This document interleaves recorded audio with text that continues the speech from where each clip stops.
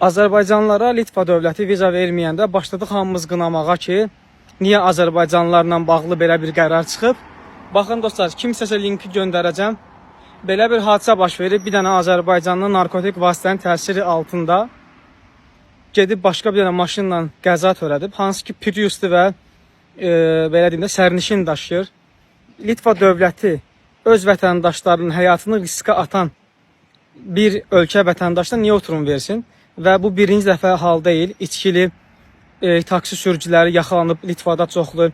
Kimsəsə bu arada linklərə tablaram. Yəni bu propaganda və yaxud da mənasız bir məlumat deyil. Yazın ki, Nicat link, mən də göndərim sizə. Bir neçə dəfə Azərbaycanlıların, üzr istəyirəm yenə də, 2 il bundan qabaq zorlama halı və bir neçə dəfə narkotik və içkinin təsiri altında taksi sürmüşdülər. Yəni bu da ki, hamısı bizə təsir edir pis mənada. Demirəm indi bizim millət belədir. Yox, mən də Azərbaycanlıyam.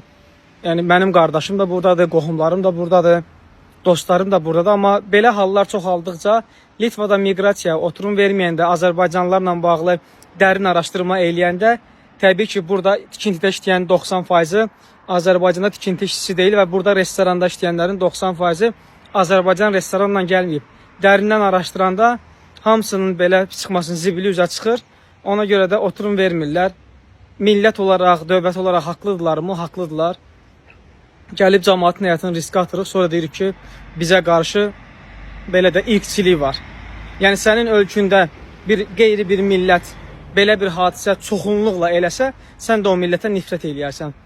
Burada qalanlara da sözüm, gəlin elə eləyək ki, bizim millətin sonunda başın qalxacaq. Ona görə nə qədər birliyimiz, assosiasiyamız və bir-birimizin layihələrə dəstək olub yaxşı mədəniyyətimizi göstərsək, o qədər bizə yaxşı olar. Hələlik.